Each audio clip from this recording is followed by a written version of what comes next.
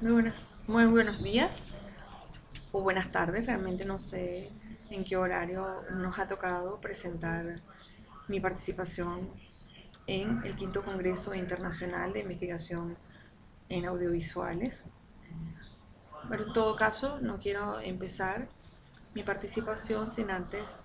agradecer la invitación que en su momento me girara el doctor Javier Sierra Sánchez para participar en este evento. Para mí ha sido un gusto, puesto que tenemos ya algún tiempo trabajando en un grupo de investigación en el que participamos juntos. También debo agradecer a mi colega, el doctor David Caldevilla, ese gran amigo que comprende, al igual que Javier Sierra Sánchez, las muy particulares circunstancias que nos está tocando atravesar a los venezolanos en este momento, eh, y a los investigadores pues todavía más, y me han permitido hacerles llegar mi participación a través de él. Gracias, David. Gracias, Javier Sierra Sánchez. Mi participación, mi colaboración en este evento lleva por título En analfabeto, de Mario Moreno Cantinflas, Cuánto saber no es suficiente. Un poco para brevemente explicar en qué contexto surge este trabajo. Actualmente estamos llevando a cabo un proyecto de investigación en el que se nos planteaba aproximarnos a la visión que se tiene del maestro o la enseñanza como práctica sociocultural en la séptima arte. Con lo cual, como investigadores, se nos propuso aproximarnos a alguna obra específica de la filmografía internacional que nos permitiera descubrir de qué manera este artefacto cultural tan particular como lo es el cine, como vehículo de historia cultural, nos presenta una determinada visión de lo que es la enseñanza y de lo que es el maestro como agente de cambio social. Desde el momento en que se nos asignó esta tarea como investigadores, pues lo primero que busqué hacer fue alejarme de los lugares comunes de la filmografía que tradicionalmente se utilizaría para comprender eh, las características del maestro, qué sé yo, mentes peligrosas, al maestro con cariño, eh, la sociedad de los poetas muertos, esas típicas películas que generalmente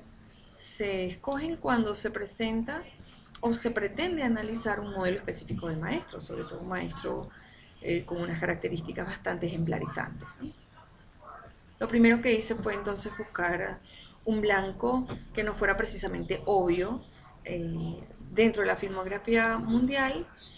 y fue así como me atreví en este momento a seleccionar a un actor mexicano muy reconocido en el mundo, pero sobre todo en Latinoamérica, que es Mario Moreno Cantinflas. Mario Moreno Cantinflas tiene una obra filmográfica muy prolija, es un actor muy productivo en films, y sobre todo films que tienen la particularidad de ser verdaderamente organismos y vehículos de denuncia, con lo cual escoger una película que permitiera de alguna manera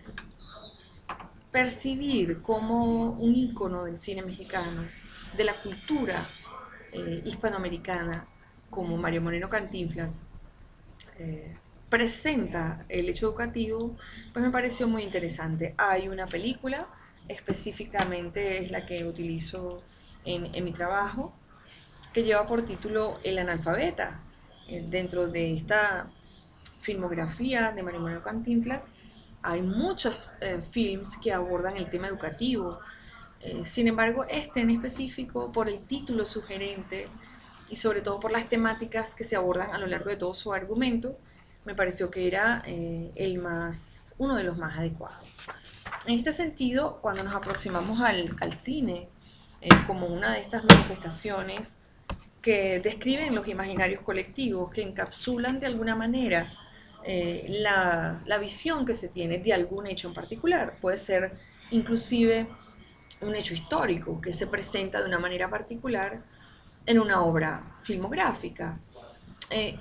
en este sentido me pareció muy interesante hacer historia de la cultura a través de la aproximación a esta película El analfabeto de Mario Moreno Cantinflas. Sin duda alguna, como historiadora, que es verdaderamente mi zona de extracción originaria, eh, creo que el cine realmente se nos está revelando en los últimos años para los historiadores de la cultura, para los historiadores de las mentalidades, para los historiadores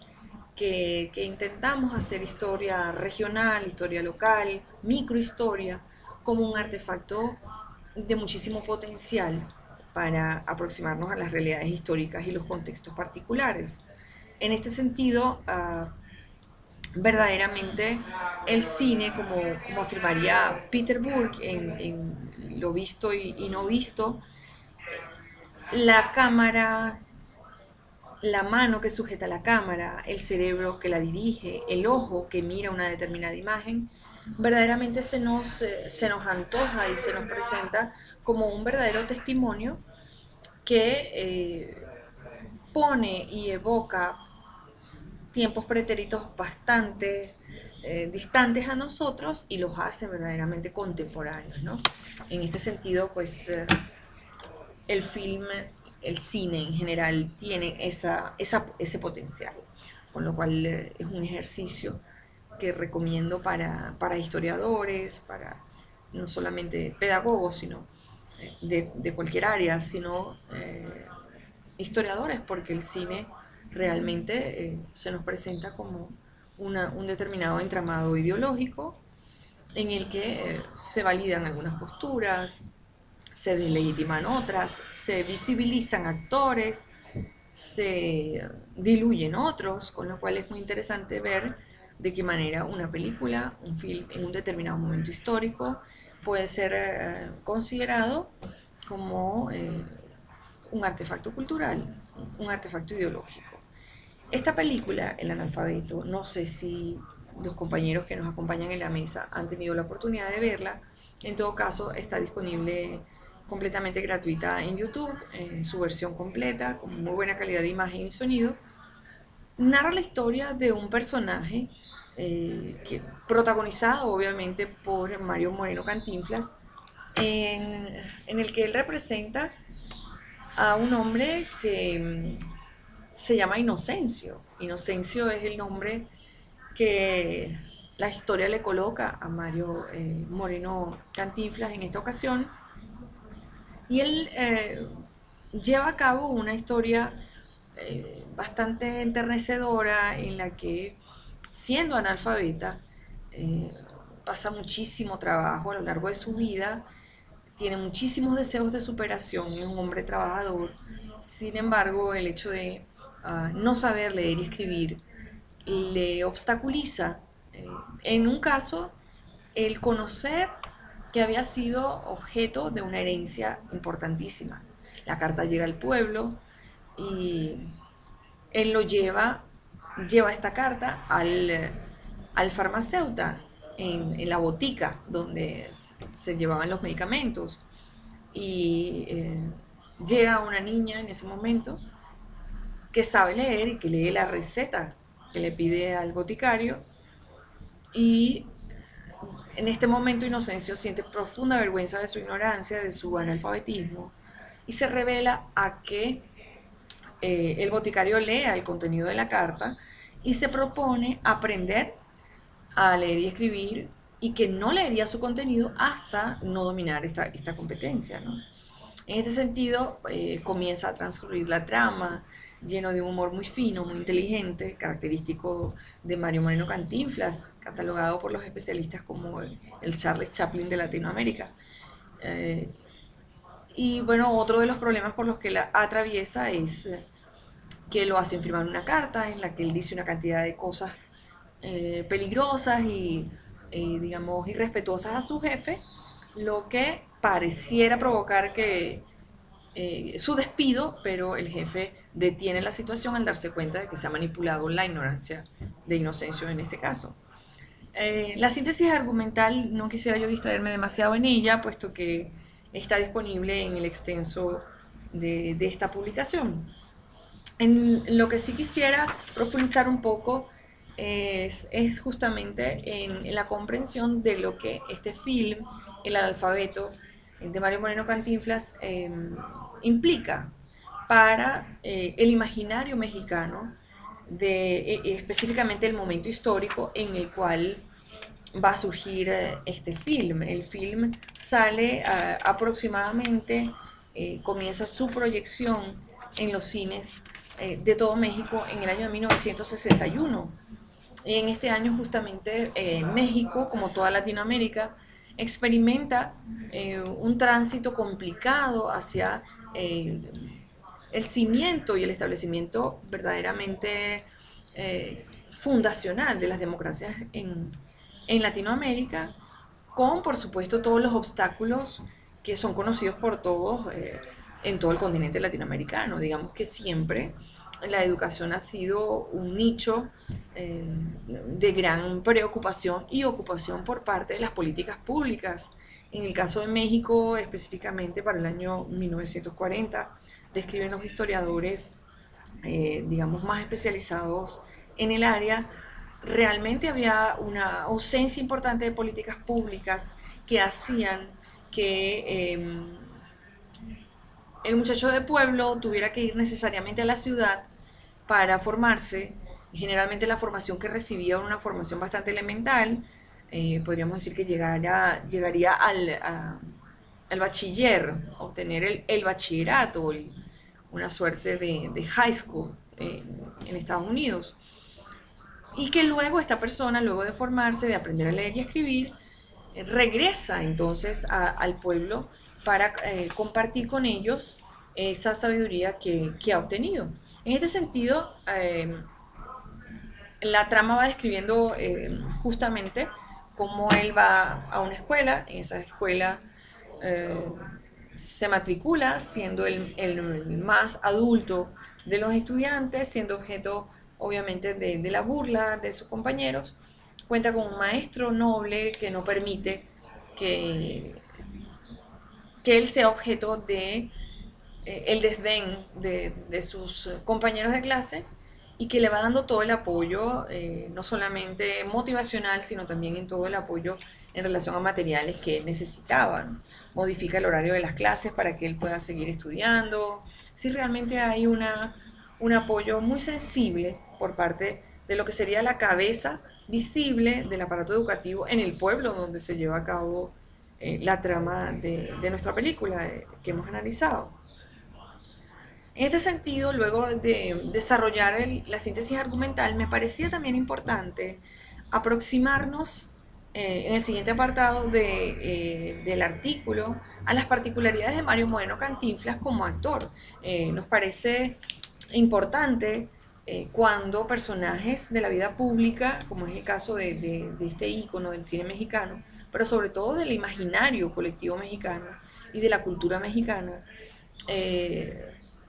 se toma el trabajo de que cada una de sus películas hagan reír, pero que también generen esa función importantísima de denuncia, de reclamo, de recordar las verdaderas necesidades que el pueblo mexicano tenía. Y constantemente, podríamos decir que es una metralleta de denuncias, cada una de sus escenas en las que da muy duro a las instituciones, a los organismos públicos, a los entes gubernamentales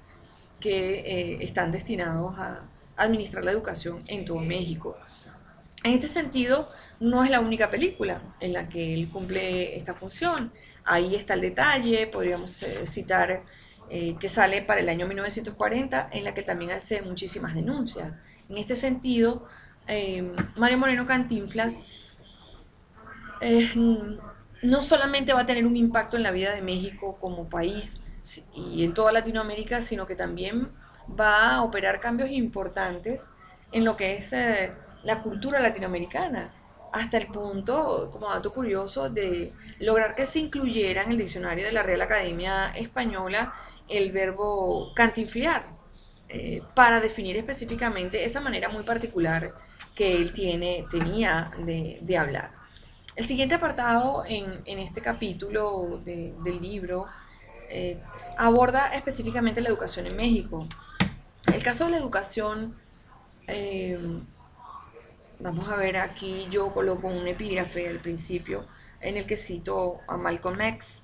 eh, y su frase muy conocida en la que él afirma que la educación es el pasaporte hacia el futuro. El mañana pertenece a aquellos que se preparan para él en el día de hoy. El caso latinoamericano es verdaderamente emblemático en este sentido. Sin duda alguna hay una, digamos, influencia europea, occidental importante en las teorías educativas, en la construcción de los programas, en el diseño de las mallas curriculares a lo largo de todo lo que es el sistema educativo latinoamericano. México no es la excepción, en Venezuela, el país al que pertenezco, tampoco, pero sin duda alguna creo que la calidad de la educación, como afirmaría Malcolm X, es verdaderamente el pasaporte hacia el futuro, no necesariamente un futuro promisor ni positivo, sino futuros verdaderamente complicados como el que en caso venezolano nos está tocando vivir. Eh, un poco en el artículo abordo la realidad venezolana y cómo efectivamente a dispensa de lo que podrían afirmarse en algunas estadísticas maquilladas por los organismos gubernamentales y muy al contrario de lo que podría presentarse en estas memorias y cuentas eh, y lo que podrían afirmar los organismos como por ejemplo los ministerios de educación y destacados en cuantificar cómo ha ido avanzando la educación en Venezuela. En Venezuela tenemos uno de los índices más altos de analfabetismo funcional de Latinoamérica, con lo cual eso pondría en verdadera y franca duda esas estadísticas en las que se arrojan eh, situaciones muy exitosas que realmente no existen, ¿no? El caso de México, para el año 1940, recordemos que la película sale a la luz en 1961, pero historiadores de la educación en México se van a dar a la tarea, por ejemplo, López en su obra específicamente en el 2005, y muchos otros historiadores nos describirán justamente el deterioro que caracteriza a la educación en México, con lo cual eh, digamos que la película del analfabeta nos va a permitir una radiografía bastante cruda de lo que ocurre en México, sin ningún tipo de censura, sin ningún tipo de rubor, sin ningún tipo de, digamos, miramiento al momento de poner el dedo en los problemas sensibles que en educación se tiene en México. Los historiadores, mencionaba a López específicamente, nos señala justamente cómo para el año 1940 la educación rural deja de ser una prioridad para las autoridades en educación en México, sobre todo en las provincias, lo cual obligaba, como ya he mencionado antes, a los especialistas a, una vez que lograban el grado, por más elemental que este fuera, a regresar a sus pueblos, a multiplicar lo que habían aprendido y en el caso de la persona originaria del pueblo, si quería obtener algún tipo de formación, pues necesariamente tenía que movilizarse hacia la ciudad. Eh, Todo lo que he mencionado, la crisis en la educación, la crisis en los modelos epistémicos de enseñanza, son descritos de manera muy prolija en la película, ¿no? De esta manera, a través de ese humor muy vital, muy llano, muy fresco, que caracteriza a Mario Moreno Cantinflas, él va sin duda alguna eh, poniendo el dedo en la llaga. En la última parte del capítulo me dedico justamente a las denuncias que se trabajan en el film eh, como herramienta de denuncia específicamente o como artefacto cultural, citando a Peter Burke, eh, específicamente en tres aspectos: el maestro, el alumno y el saber. Lo he separado en tres aspectos específicamente, ya que se abordan en primer lugar una concepción específica del maestro. La figura del maestro en este film se nos presenta en este caso no como el arrendatario de un feudo académico en el que se cobra un importe por dejarte entrar, sino que por el contrario, el maestro es un instrumento al mejor estilo socrático que hace que el alumno descubra el saber dentro de él. No existen distancias marcadas en este maestro que se presenta en el film. Hay una trama en la que se puede ver verdaderamente la generosidad de un maestro que se hace invisible para que el alumno cobre protagonismo. Inocencio es el alumno, pero parece el maestro. De hecho, podría afirmarse que él es el maestro en la película. Sin duda hay también una aproximación al constructivismo, que ni soñaba en posesionarse como lo ha hecho de las teorías educativas contemporáneas para el año 60, es decir, todavía para el año 60 había una adopción de modelos conductistas bastante cuadrados, herméticos, y lo que plantea justamente Cantinflas es un abordaje bastante constructivista. En segundo término, el alumno. En la película Inocencio no es un alumno del contexto, como podríamos conocerlo, ¿no? En la película, en este caso, Inocencio es un individuo que conoce sus derechos y que aun cuando no sepa leer y escribir, usará su encendido y particular verbo para hacerse entender y respetar, sin solapar su deseo del respeto con las payasadas en las que se ha convertido la ley de educación en el siglo XXI, específicamente en el caso venezolano, ¿no? Él le da durísimo a todos los lineamientos jurídicos, inclusive los menciona de manera tangencial a lo largo del film, ¿no? Es un alumno que sabe dónde está el saber y lo busca presuroso, tiene hambre de saber porque ha descubierto en él la posibilidad de una vida mejor. Y por último, el saber.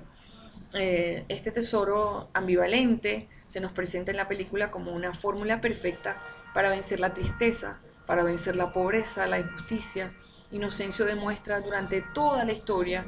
que el saber no es una patente de corso para la maldad, que saber no basta, como lo sugiere el título de estas líneas,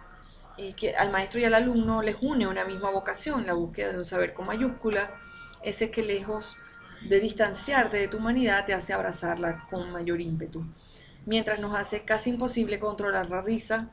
Por sus ocurrencias, Inocencio abofetea a los eruditos que pueden poseer conocimiento pero que han perdido lo más valioso para todo ser humano, sus valores. Bueno, pues con esto culmino. Eh, Les comentaba que el texto pues está disponible en las memorias del Congreso. Me he tomado 22 minutos con 53. Espero que se haya escuchado bien y que mi participación haya sido valiosa, útil para ustedes. Mis datos para cualquier duda, cualquier comentario, para cualquier comunicación, pues los tiene tanto David como el doctor Javier. Un abrazo desde Venezuela.